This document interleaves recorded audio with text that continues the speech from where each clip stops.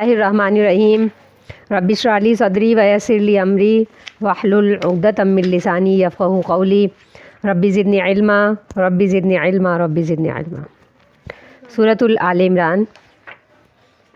آیت نمبر 186۔ لَتُبْلَوُنَّ فِي أَمْوَالِكُمْ وَأَنفُسِكُمْ وَلَتَسْمَعُنَّ مِنَ الَّذِينَ أُوتُوا الْكِتَابَ مِن قَبْلِكُمْ إِلَى آخِرِ الْآیہ۔ کل اس کی تفسیر ہم کر چکے۔ اس میں اللہ تعالیٰ یہ فرماتے ہیں، پیچھے اللہ تعالیٰ نے یہ فرمایا کہ کل نفس ذائقۃ الموت، ہر نفس کو موت آنی ضرور ہے، اسے موت کا ذائقہ ضرور لینا ہے۔ اور یہ ایک قانون بتایا گیا کہ بہترین زندگی کا جو انجام ہے وہ یہ ہے کہ فَمَنْ زُحْزِحَ عَنِ النَّارِ وَأُدْخِلَ الْجَنَّةَ فَقَدْ فَازَ۔ زندگی کا بہترین انجام یہ ہے کہ جس نے زندگی اس منہج پہ گزاری کہ اسے اللہ نے آگ سے خلاصی کر دی اور جنت میں داخل کر دیا، تو بس فرمایا ہے کہ مرنے کے بعد سب سے بہترین کامیابی یہ ہے۔ اور زندگی کی کامیابیاں جتنی بھی مال و دولت اور اولاد اور مال و زر پر ڈیپینڈڈ جتنے بھی لوگ اس طرح زندگی گزار رہے ہیں کہ ان پر فخر و غرور کر رہے ہیں، وہ بیکار کر رہے ہیں۔ غرور اور فخر اگر کسی کو کرنا ہے تو ان اعمال پہ کرے جس کی بنیاد پر اللہ تعالیٰ کسی بھی انسان کو آگ سے خلاصی کرتے ہیں۔ تو اللہ فرماتے ہیں کہ بہترین زندگی انسان کی وہ ہے کہ زندگی کے بعد جب وہ موت کا ذائقہ چکھے تو اس پر اللہ تعالیٰ اسے جنت میں داخل کر دے، فقط فازا، بس یہ کامیابی ہے۔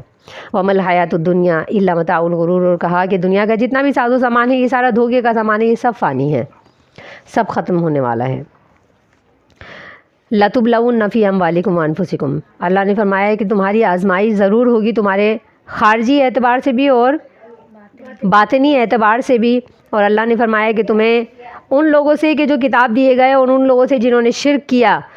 اذن کثیرہ، تمہیں تکلیف دہ باتیں، تکلیف دہ مسائل کا سامنا ضرور کرنا پڑے گا اگر تم نے یہ ٹھان لیا ہے کہ تم نے بہترین زندگی گزارنی ہے جس کا انجام جنت ہوگا۔ اللہ فرماتے ہیں یہ آسان نہیں ہے۔ لَتُبْلَوُنَّ، تمہیں ضرور آزمایا جائے گا اور مشکلوں میں تمہیں ضرور ڈالا جائے گا، اور کچھ مشکلیں ایسی ہوں گی کہ جو اذن کثیرہ، بہت زیادہ تکلیف دہ چیزیں ہوں گی۔ یہ آیت اس وقت نازل ہوئی کہ جب نبی صلی اللہ علیہ وسلم حضرت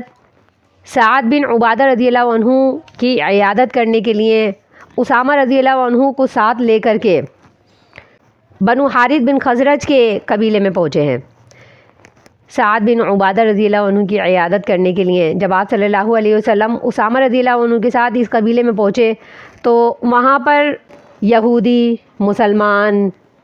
اور منافق، یہ تمام لوگ خلط ملط ہو کر کے ایک محفل میں بیٹھے ہوئے تھے، اور انہوں نے محفل جمائی ہوئی تھی۔ تو نبی صلی اللہ علیہ وسلم جس گدی پر سوار تھے وہ گدی آپ صلی اللہ علیہ وسلم نے وہاں پر رکائی، اور وہاں روک کر کے آپ صلی اللہ علیہ وسلم کی عادت مبارک تھی کہ جب بھی آپ صلی اللہ علیہ وسلم لوگوں کا ہجوم دیکھا کرتے تھے انہیں وعظ و نصیحت ضرور کیا کرتے تھے۔ تو ان لوگوں کے قریب آپ نے اپنی گدی کو باندھا اور کھڑے ہو کر کے انہیں وعظ و نصیحت کرنے لگے، تبلیغ کرنے لگے۔ تو آپ صلی اللہ علیہ وسلم کو دیکھ کر کے عبداللہ بن ابی اٹھا اور اس نے کہا کہ محمد، یہ جو تمہاری گدی ہے اس میں سے بہت بدبو آ رہی ہے، اور اسے ذرا یہاں سے ہٹاؤ، اور تمہارا یہ طریقہ کار ہمیں بالکل بھی اچھا نہیں لگتا کہ تم یہاں پر ہم باتیں کر رہے ہیں اور تم یہاں پر آ گئے اپنی گدی کو لے کر کے، اور ہمیں یہ چیز بڑی ناگوار گزر رہی ہے۔ تو اس پر حضرت عبداللہ بن رواحہ رضی اللہ عنہ اٹھے اور انہوں نے نبی صلی اللہ علیہ وسلم کی حمایت کرنی شروع کر دی اور کہا یا رسول اللہ، آپ ضرور بالضرور ہمیں تبلیغ کیجیے، اور ہمیں آپ کا یہ انداز بہت اچھا لگتا ہے، اور آپ جب بھی ہم میں سے یعنی کہ گزریں اور ہمارا ہم سے آپ کا سامنا ہو تو آپ صلی اللہ علیہ وسلم ہمیں ضرور وعظ و نصیحت کیا کریں، اور ہمیں یہ بات بہت اچھی لگتی ہے۔ انہوں نے نبی صلی اللہ علیہ وسلم کی حوصلہ افزائی کرتے ہوئے آپ کی پذیرائی فرمائی۔ نبی صلی اللہ علیہ وسلم پھر جب حضرت سعد رضی اللہ عنہ کے پاس گئے ہیں اور ان کی عیادت کی تو آپ صلی اللہ علیہ وسلم نے اس کے بعد انہیں یہ پورا واقعہ سنایا کہ راستے میں اس طریقے سے یہ ایک واقعہ ہوا۔ تو سعد رضی اللہ عنہ نے یہ فرمایا کہ یا رسول اللہ، یہ جو عبداللہ بن ابی ہے، آپ صلی اللہ علیہ وسلم کے مدینہ آنے سے پہلے دراصل لوگ اس کی تاج پوشی کرنے لگے تھے اور اس کو اپنا سردار بنانے لگے تھے،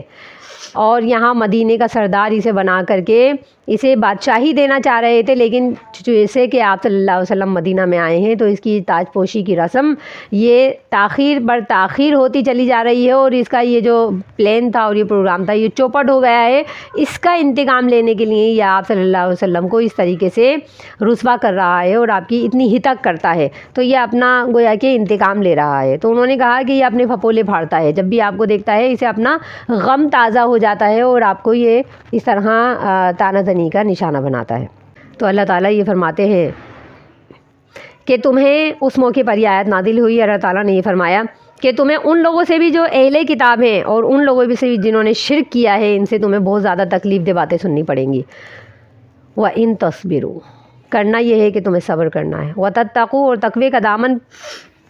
پکڑنا ہے مضبوطی سے، فَإِنَّ ذَلِكَ مِنْ عَزْمِ الْأُمُورِ، اللہ فرماتے ہیں کہ بس یہی ہمت کے کام ہے، یہ بڑے حوصلے کے کام ہے کہ انسان کو کوئی گزند پہنچے اور اس پر وہ صبر کا دامن تھام لے۔